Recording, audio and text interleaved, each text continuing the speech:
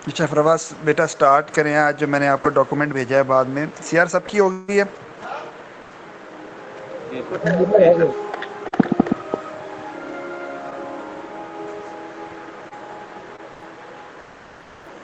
Document जो मैंने भेजा है आपको वहाँ से कर...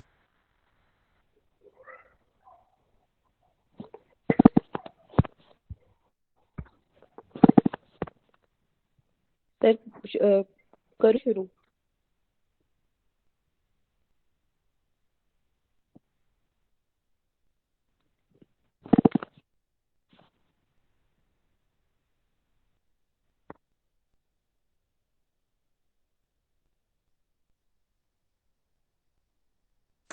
जी बेटा डॉक्यूमेंट भेजा है मैंने आपको।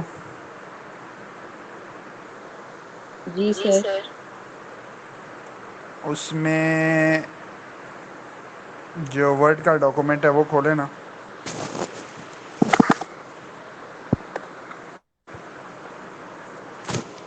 खोल लिया सर। उसके अंदर सिंध चीफ कोर्ट की, पहले वो ना फेडरल कोर्ट की जजमेंट है, उसके बाद सिंध चीफ कोर्ट की है, तो वहाँ से स्टार्ट करें।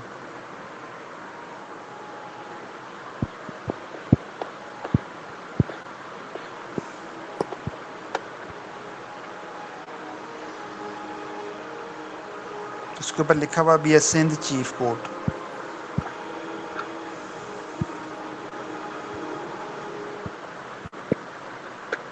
पेज नंबर 16 बनता है पीडीएफ में।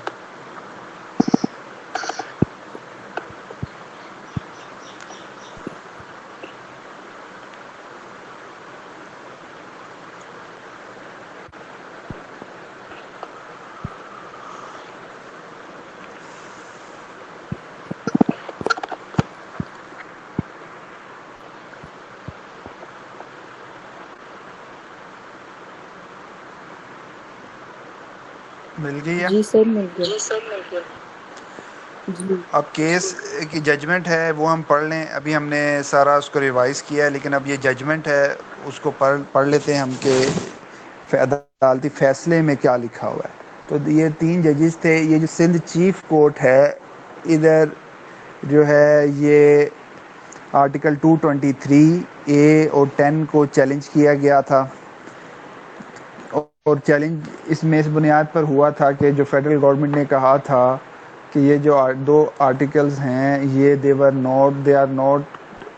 Not consented assented by the governor Malik Ghulam Mohammad, तो ये लॉ का दर्जा नहीं रखते।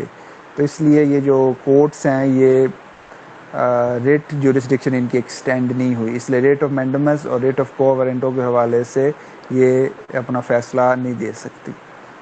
तो ये सिंध चीफ कोर्ट ने इसमें मौलवी तमीज़ुद्दीन के हक़ में फ़ैसला दिया और कहा था कि ये जो दोनों लॉ हैं, दोनों प्रोविजंस हैं, रेट ऑफ मैंडमस और रेट ऑफ को वारंटो, इसके लिए ये लॉ हैं क्योंकि इसके लिए गवर्नर जनरल की असेंट की ज़रूरत नहीं है। जो ऑर्डनरी लॉज हैं that are related to the property और matters that are of civil nature, उसके लिए गवर्नर जनरल की कंसेंट की ज़रूरत होती है। इन मैटर्स के लिए जो कॉन्स्टिट्यूशनल मैटर्स हैं उनके लिए गवर्नर जनरल की कंसेंट की ज़रूरत नहीं होती, क्योंकि जो कॉन्स्टिट्यूंट असम्बली है वो खुद एक सॉवरन बॉडी है, पार्लियामेंट है वो एक तरह की, और वो अपने कानून बनाने में आज़ाद है और वो डिपेंडेंट नहीं है गवर्नर जनरल के ऊपर in matters relating to the constitution. तो अब इसको हम डिटेल से इसमें से जजमेंट को पढ़ लेते हैं ताकि हमें इसके हवाले से मज़ीद समझ आ जाए। जी जी यार बेटा पढ़ो। Independence act 1947। Governor generals power of law of dominion scope 10 and 223 is as newly substituted and inserted respectively in Government of India Act sir 19। आवाज का इशू आ रहा है। जी आपकी आवाज़ आज ब्रेक हो रही है बेटा। सर रिपीट हो रही है बार बार। सर ये आपके जी यार, इंटरनेट की है, जी यार क्योंकि की हो आप रही है कि सर आप सर अपना आपकी माइक बिल्कुल ऑफ कर लो ना, फिर नहीं होगी फिर। मैं अपना माइक ऑफ कर लूं? जी सर, वहां से डबल आवाज आ रही है। अच्छा, मेरी पहले तो मेरा ऑन ही होता है जब कभी ये बच्ची पढ़ती। अच्छा जी यार, यहाँ से पहले ना ये जो इसकी मौलवी तमीज़ुद्दीन पटिशनर है वर्सेस जो इनके खिलाफ जो रिस्पोंडेंट्स हैं वो देखें कौन कौन है। Maulvi Tamizuddin Khan petitioner versus Federation of Pakistan, Muhammad Ali, Prime Minister of Pakistan, Chaudhry Muhammad Ali, Member Council of Ministers, Major General Iskandar Mirza, Member Council of Ministers, M.A.H. Ispani, Member Council of Ministers, Dr. A.M. Malik, Member Council of Ministers, Dr. Khan Sahab, Member Council of Ministers, General Muhammad Ayub Khan, Member Council of Ministers, Ghiyasuddin Pathan, Member Council of Ministers, Mir Ghulam Ali Talpur, Member Council of Ministers, as State Officer, Government of Pakistan respondents. Writ petition number 43 of 1954 decided on 9 February 1955. ठीक हो गया बेटा, हमने इन सब ये सारे इसमें respondents थे, उसने सबको मिनिस्टर्स को भी काउंसिल ऑफ मिनिस्टर्स को भी उसने बीच में जो है वो रिस्पोंडेंट रखा, मौलवी तमीज़ुद्दीन साहब ने, और फेडरेशन ऑफ पाकिस्तान को भी। अब इसमें सबसे पहला क्वेश्चन जो हमने डिस्कस करना है इसके अंदर कि क्या governor general power of assent to laws of dominion, कि उसकी पावर की जो असेंट है वो किस हद तक जो है वो ज़रूरी है। Governor General's power of assent to laws of dominion scope article sections 10 and 223A newly substituted and inserted respectively in Government of India Act 1935 whether invalid for want of assent by the Governor General Rule 62 Constituent Assembly rules re-authentication of the bills by the President validity। ठीक हो गया। सबसे पहला question जिसका वो जवाब देने लगे हैं इसके अंदर कि क्या ऐसे लॉज जिनको गवर्नर जनरल ने असेंट नहीं दी वो लॉ का दर्जा रखते हैं कि नहीं। तो यहाँ पर जो सेक्शन 10 और 223A है उसके हवाले से वो बात हो रही है। जी बेटा पढ़ें इसको।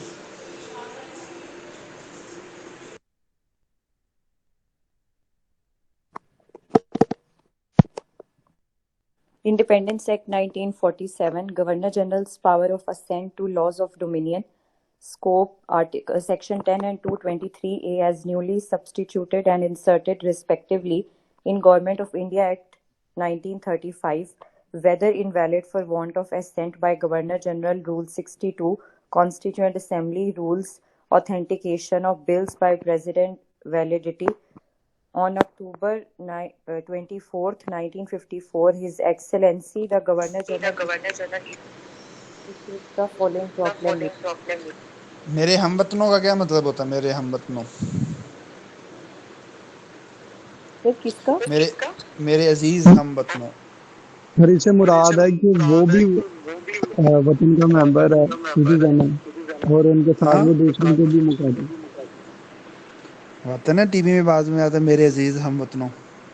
सर पहले आपने आपको म्यूट करें। हाँ म्यूट कर ले सर, फिर आवाज अपनी कंपनी के साथ जो सिटीजन्स होते हैं उनके साथ मुखातब होता है कि मेरे हम वतनों, मेरे ही वतन के लोगों, अपने ही कंट्री के लोगों से बात करें। बिल्कुल सही कह रहे हैं, लेकिन मेरे अजीज, मेरी आवाज़ ख़राब आ रही है। चले मैं करता हूँ।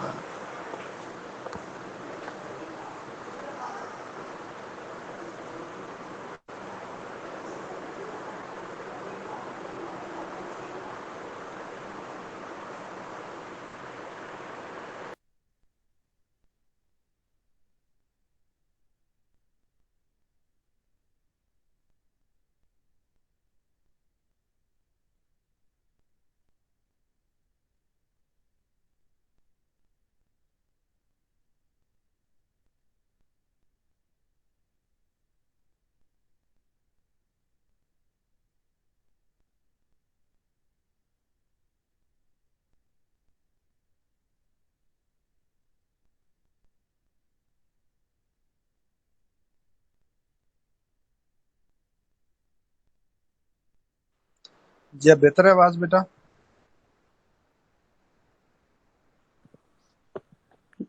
जी सर, अब ठीक है।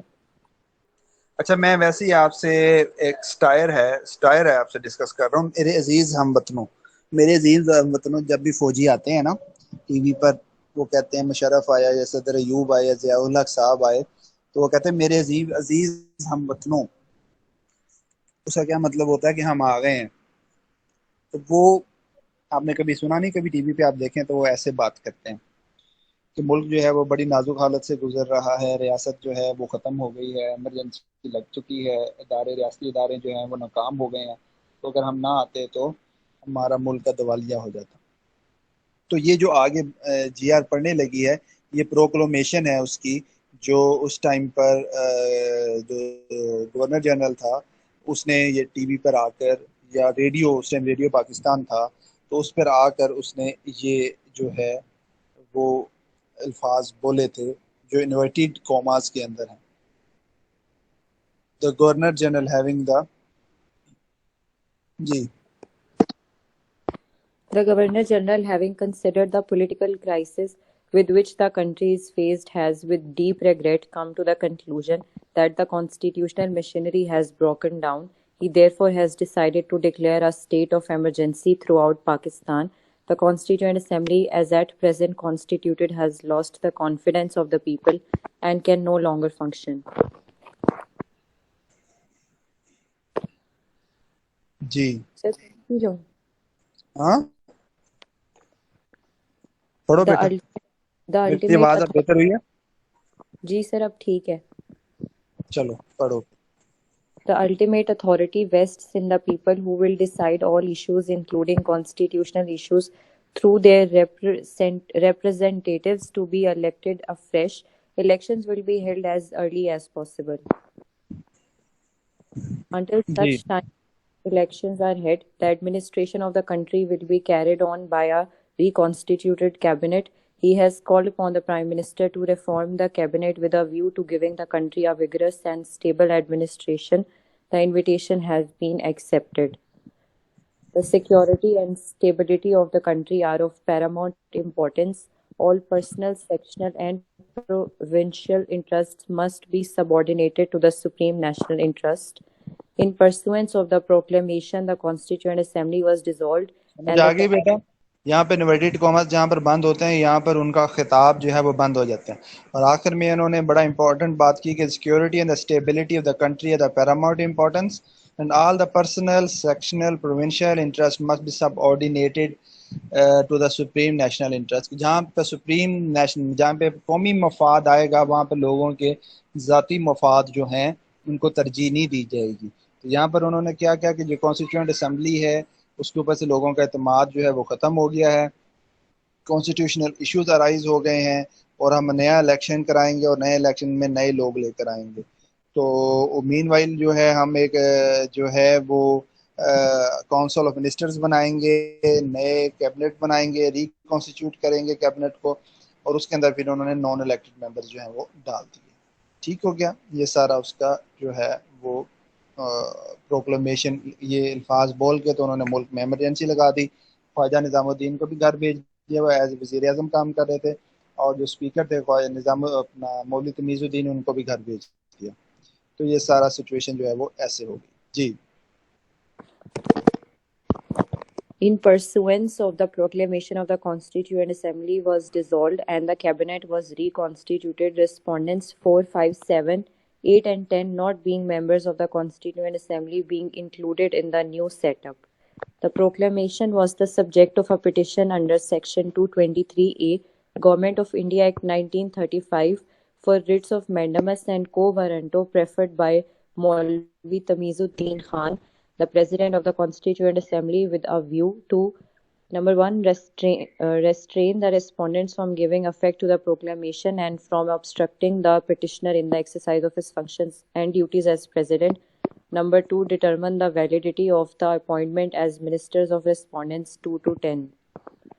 The ठीक हो गया? respondents जी जी पढ़ते जाएं। The respondent's first preliminary objection was that any constitutional provision required not only passing by the Constituent Assembly but also assent by the Governor General as conditions of valid enactment. This assent being absent, Section 223A of the Government of India Act failed, and with it failed the writ jurisdiction invoked by petitioner. The same objection applied to new Section 10 of the Government of India Act, which purported to limit the discretion of the Governor General in his choice of ministers, the choice being limited from among members of Constituent Assembly only, held that Section 10 of the Government of India Act, substituted by the Government of India Act 5th Amendment Act 1954, was a valid enactment. So also was Section 223A added by Government of India Act Amendment Act 1954.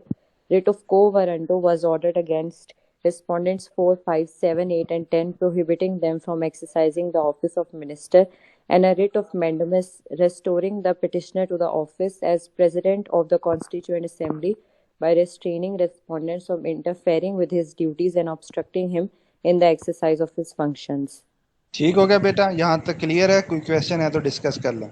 अब आगे जो जज साहिबान हैं उनके जो है आ रहे हैं। जो चीफ जस्टिस थे उस टाइम कौन स्टैटन, वो चीफ जस्टिस थे, विलानी साथ उनके जज थे, और तीसरे जो थे मोहम्मद बख्श थे।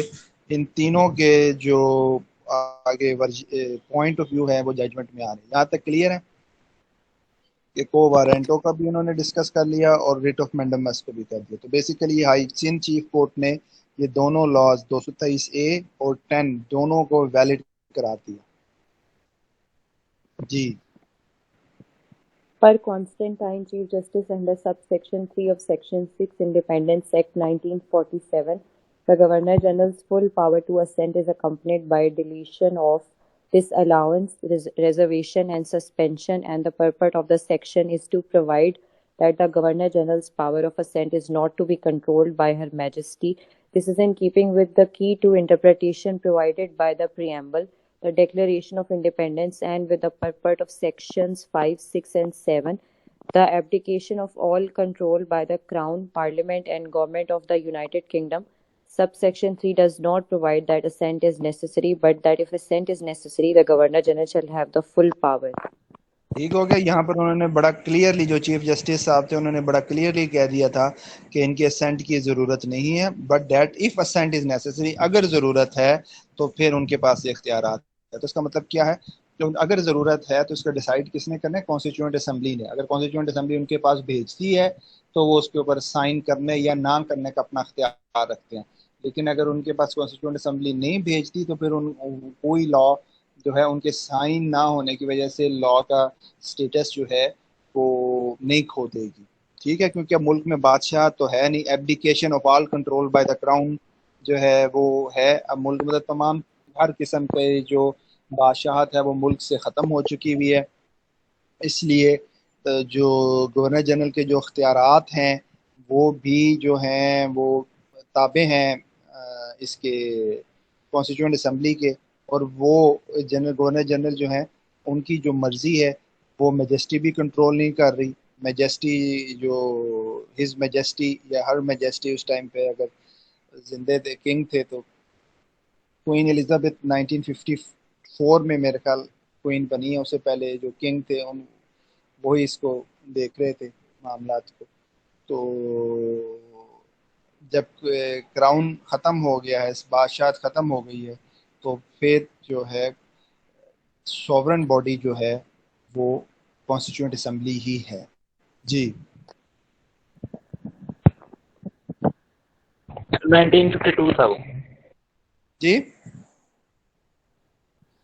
जी 52 सर, 1952।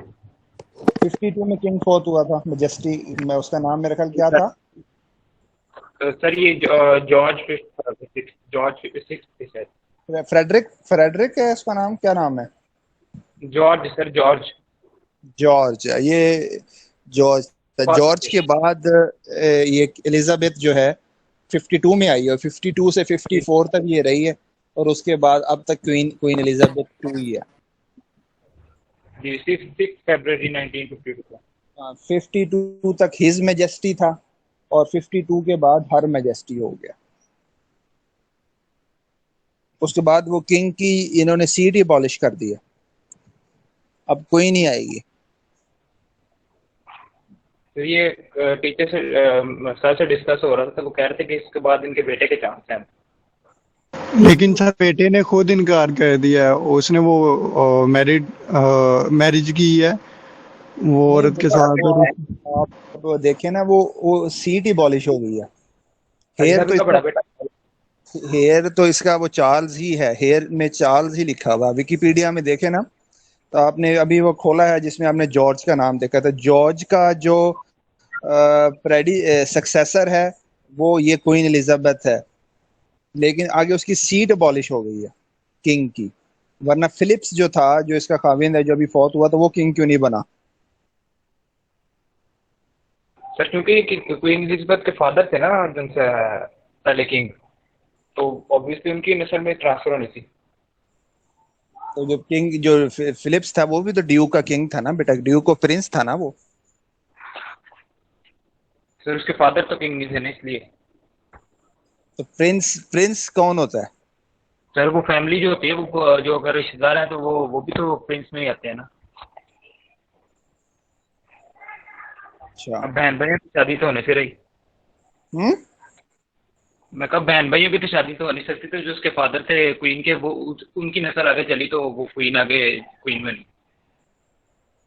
अच्छा, चलें बहरहाल। तो ये कैसे प्रिंस, ये फिलिप्स कैसे प्रिंस बना फिर? जो उसका खाविंद था वो उसका कजन था फिर? मे भी सर कजन हो।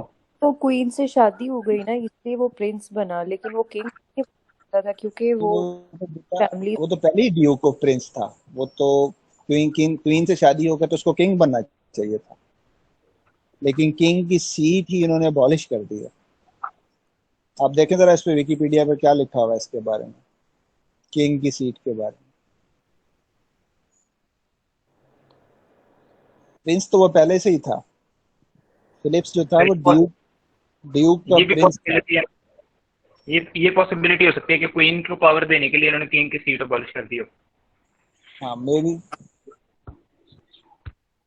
लेकिन आगे इसका जो लीगल हेयर है, अपेरेंट लीगल हेयर जो शामिल शो हो रहा है एलिजाबेथ टू का, वो चार्ल्स ही है, प्रिंस चार्ल्स। लेकिन ये सर अगर किंग बनता है तो उसकी वाइफ तो क्वीन नहीं होगी ना। उसकी वो वाइफ क्वीन क्यों नहीं होगी? पावर्स नहीं होगी, वैसे वो क्वीन ही होगी। जिस तरह इसके पास पावर्स नहीं थी, इसको प्रिंस कहने लगे थे फिलिप्स को, तो अगर वो उस पर ट्रांसफर होती है तो फिर पावर उस क्वीन के पास चली जाएगी।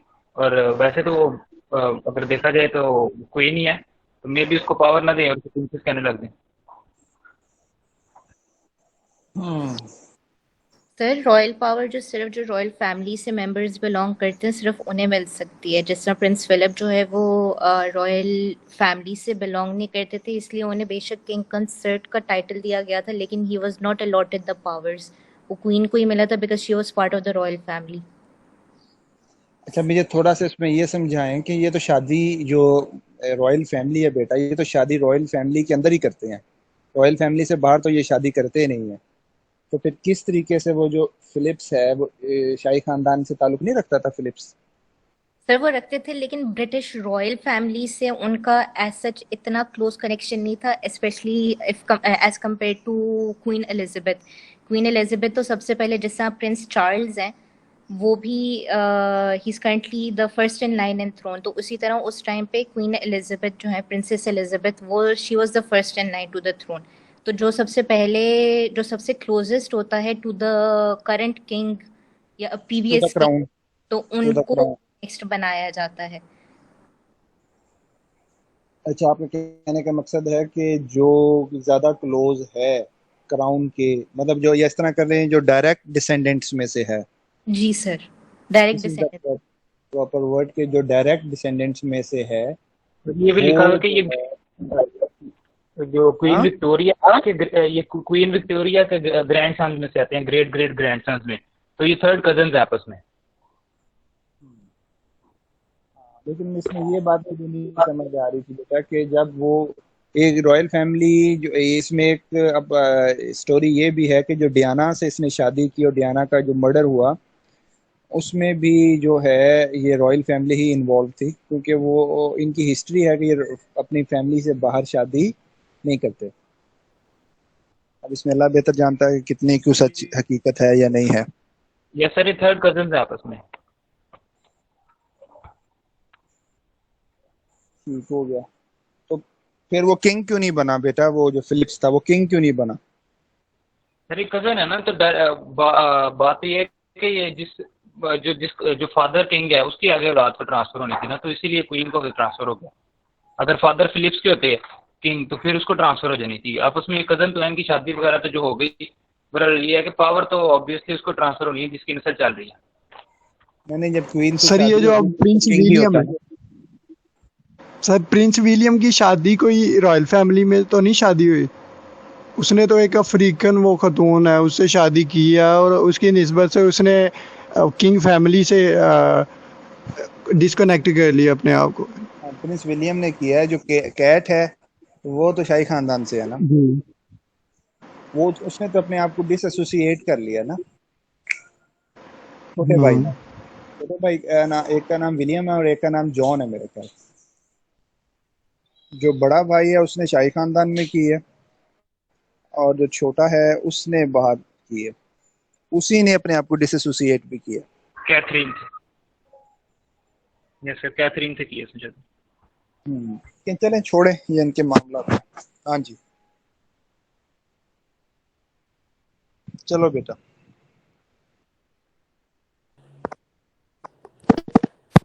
Parvilani Justice, it is said that subsection 3 of the section 6 of the Indian Independence Act renders the Governor General's assent necessary to acts of the Constituent Assembly, in that it says the Governor General of each of the new dominions shall have power to assent to any law of the legislator of the dominion.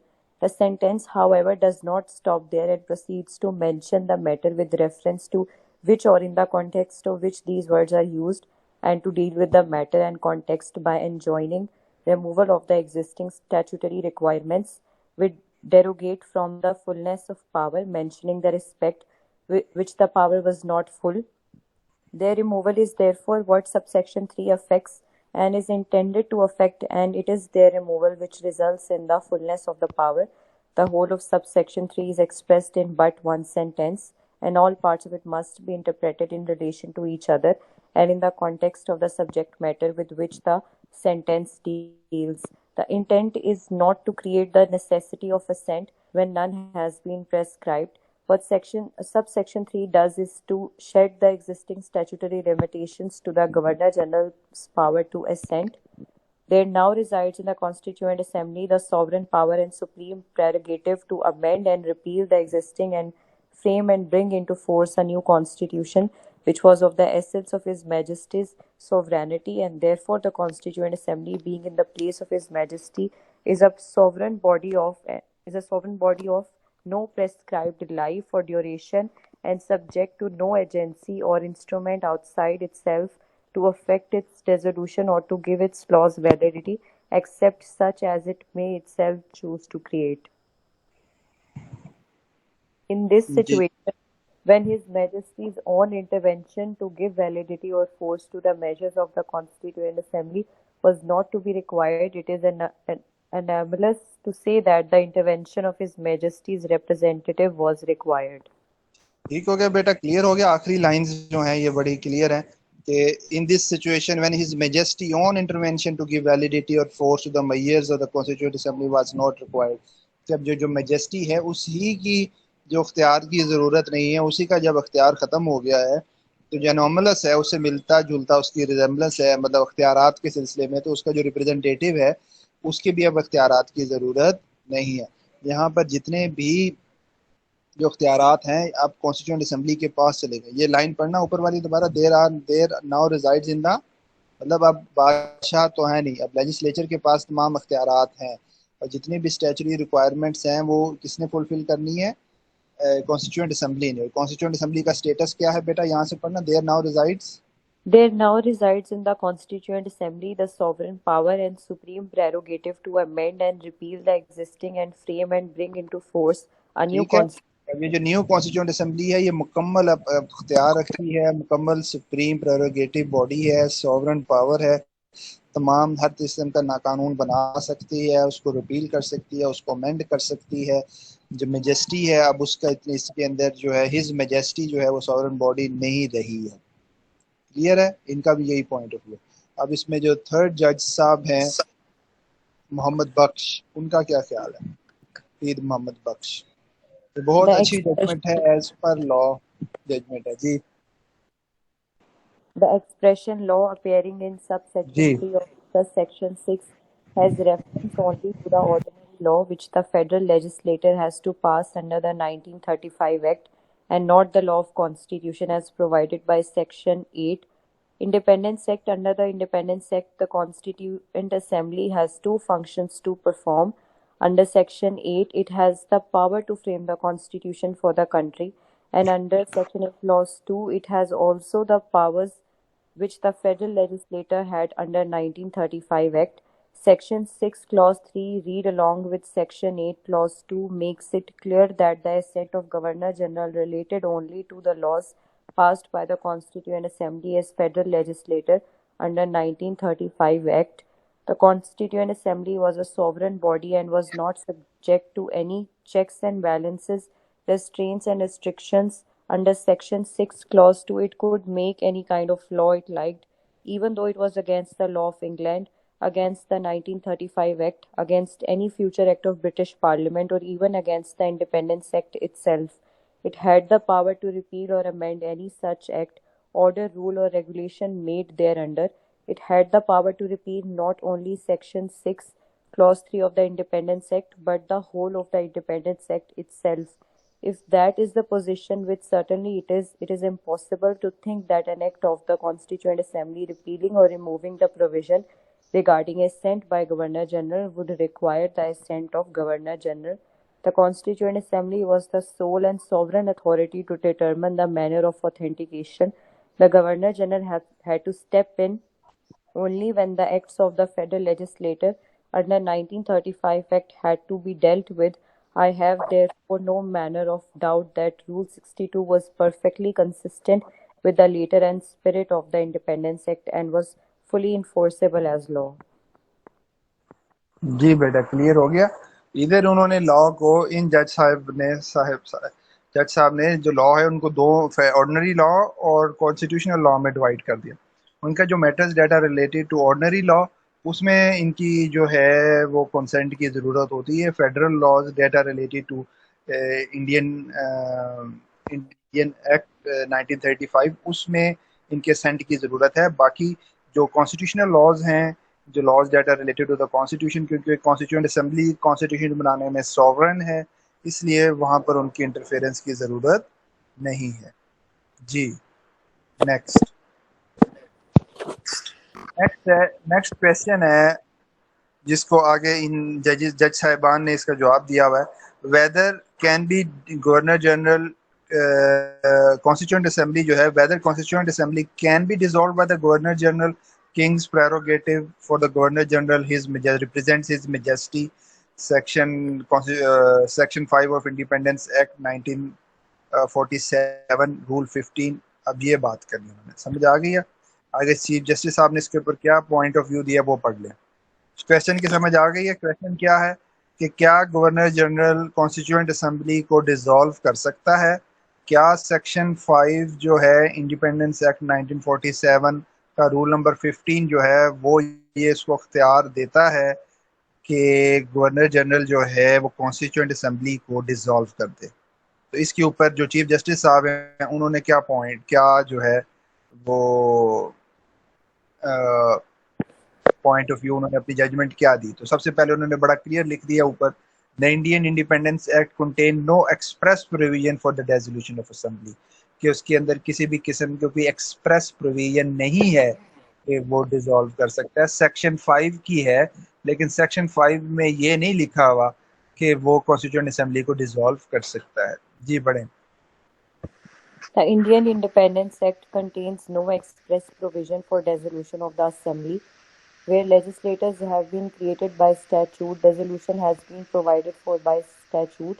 Hence, the contrasting omission in the Independence Act appears deliberate. There is no case throughout the Commonwealth outside England where dissolution of a legislature takes place except by express provision in the Constitution. whether granted by statute or order in council. The prerogative of dissolution, in my opinion, extends only to the Parliament of the United Kingdom. Elsewhere, dissolution is dependent upon statute or order in council. ठीक हो गया। उन्होंने कहा ये इख्तियार नहीं है किसी भी स्टैचू में भी। ये अगर इख्तियार होता तो किसके पास होता? जो ये प्रेरोगेटिव है उसकी पार्लियामेंट का, यूनाइटेड किंगडम की पार्लियामेंट का। लेकिन अब यूनाइटेड किंगडम की जो पार्लियामेंट है वही खत्म हो गई है। उसका असर जो है वो पाकिस्तान के ऊपर अब उस तरीके से नहीं रहा, क्योंकि क्राउन की एब्डिकेशन हो गई है। तो अब इसको कोई डिसॉल्व नहीं कर सकता। जी। Justice Vellani, it has been argued that apart from Section 5 of the Indian Independence Act, the Governor General has and can exercise His Majesty's prerogative to dissolve the Constituent Assembly, because the Constituent Assembly is a legislature and the Indian Independence Act leaves that prerogative of His Majesty unaffected by its provision. The argument, however, cannot stand apart from Section 5, because if the Governor General has that prerogative, he has it by virtue of only of being His Majesty's representative. The representation has been limited by express words for the purposes of the government of the Dominion, and the limitation shuts the door to further implication. Section 5 जो जिसकी बुनियाद के ऊपर उन्होंने claim किया कि governor general ने कि मैंने डिसॉल्व कर दी, तो वो सेक्शन 5 है क्या? Section 5 relates with the point के वो गवर्नर जनरल जो हैं वो मैजेस्टी के रिप्रेजेंटेटिव हैं।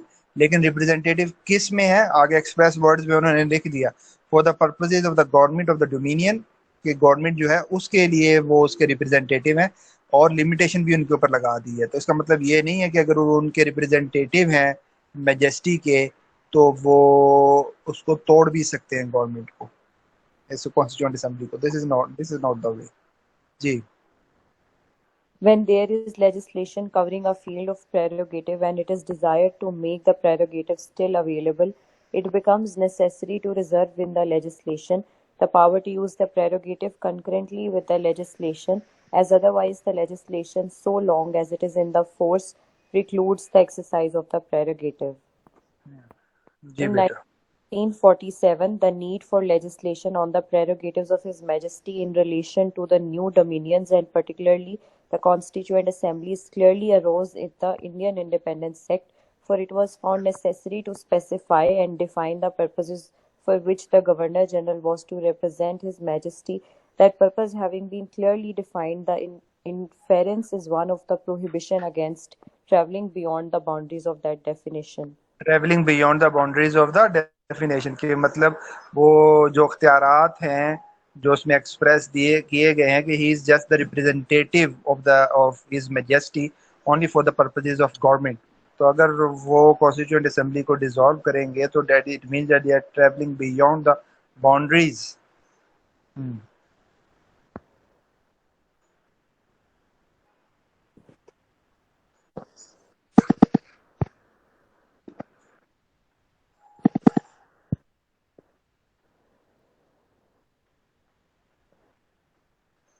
सर पढ़ूं आगे? जी बेटा। पर मोहम्मद बख्श, वो क्या कहते हैं? पर मोहम्मद बख्श। The Constituent Assembly was a sovereign body specially created for the purpose of framing the future constitution of the country. The Governor General had no power under the statute or the commission of the appointment to dissolve it. If the British Parliament wanted to give the power of dissolution to the Governor General under Section 5, they should have said so in very clear terms. There is no provision in the Independence Act for the dissolution ठीक हो of गया। the पर मोहम्मद बख्श भी यही point था, उनका भी यही पॉइंट था कि उनके पास ये इख्तियार नहीं है। अगर ये इख्तियार होता तो वो बड़ा क्लियरली उसके अंदर वो मेंशन करते। थर्ड क्वेश्चन कि रिट्स जो हैं वो इशू नहीं होनी चाहिए थी, कि सेक्शन 223A जो रिट्स हैं वो इख्तियार हाई कोर्ट के सिंध चीफ कोर्ट के पास नहीं है, कि गवर्नमेंट ऑफ इंडिया एक्ट 1935 में सेक्शन 223 जिसके तहत मैंडेमस हुई और सेक्शन 223A कोवेरेंट हुई, तो ये दोनों जो हैं ये इशू नहीं होनी चाहिए। तो इसके बारे में इनका क्या ख्याल था वो जरा पढ़ लें। द सेक्शन ग्रांट था Section 223A, writs may be issued to any person or authority or government within the field of court's jurisdiction, irrespective of whether such authority or government also functions outside such jurisdiction. Government of India Act 1935 Section 223A mandamus wide scope of writ even if normal remedies available. Government of India Act 1935 Section 223A quo warranto may be issued at instance of private person. Government of India Act 1935 Section 306 grants personal immunity to Governor General. Validity of Governor General's acts may, however, be considered by courts. The section grants to the Governor General personal immunity for he exercises the executive authority of the Federation, and under Section 176 Government of India Act, the Federation may be sued. His personal capacity is not involved in this petition for writs of mandamus and quo warranto against the Federation of Pakistan and member of the Council of Ministers. The argument that the petition involves consideration of the validity of the acts of the Governor General. On the contrary, proceedings allowed by Section 176 and Section 223A Government of India Act may well raise the question of their validity for all executive action of the federal government is taken in the name of the government is taken in the name of the Governor General. जी बेटा, clear हो गया। उनका point of view ये था कि government के खिलाफ rates नहीं हो सकती, तो उन्होंने कहा गवर्नमेंट के वो जो रिप्रेजेंटेटिव हैं वो तो गवर्नर जनरल ही हैं, तो इसलिए उनके खिलाफ रेट्स जो हैं वो प्राइवेट कैपेसिटी में नहीं होंगी, फेडरेशन के तौर पर तो हो सकती हैं। और स्टेट्स में भी सूड, इसके अंदर लिखा हुआ है बाकायदा कि स्टेट को सू किया जा सकता है। जो स्टेट जो है वो फेडरेशन ऑफ पाकिस्तान है, तो उसको बाकायदा बिल्कुल सू किया जा सकता है। जी बेटा, क्लियर हो गया। इसके हवाले से कोई क्वेश्चन है तो डिस्कस कर लें।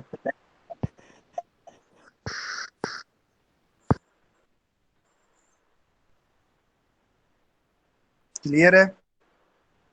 अब आपने इसका एक ऊपर आप करें, जरा स्क्रॉल करें सारे बच्चे ऊपर, तो ऊपर की जजमेंट है उसके अंदर जस्टिस मुनीर की जो जजमेंट है उसके ऊपर आपने असाइनमेंट बनानी है।